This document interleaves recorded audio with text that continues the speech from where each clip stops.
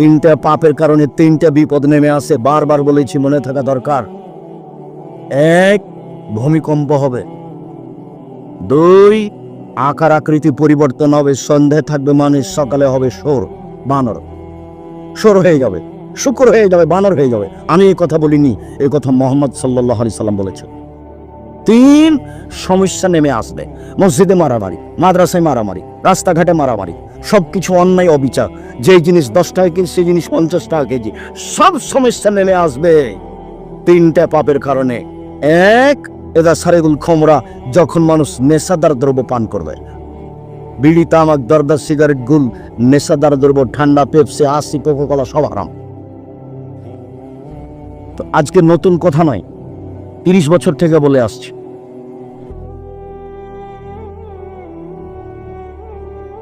দুই, জারাতিল কায়নাত, মেয়েরা যখন নাচবে, সব দোকানি মেয়ে নাচে, সব মোবাইলে মেয়ে নাচে, সব বাড়িতে মেয়ে নাচে, মেয়েরা যখন নাচবে তখন তিনটে বিপদ নেমে আসবে।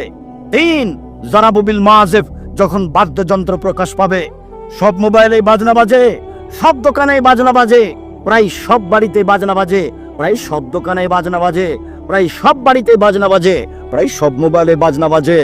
তিনটা বিপদ নেমে আসবে তিনটা পাপের কারণে। এক, ভূমিকম্প হবে। দুই, আকার আকৃতি পরিবর্তন হবে, বানর সোর হয়ে যাবে। তিন, সমস্যা নেমে আসবে তিনটি পাপের কারণে। আবার আফসোস করে, দুঃখ করে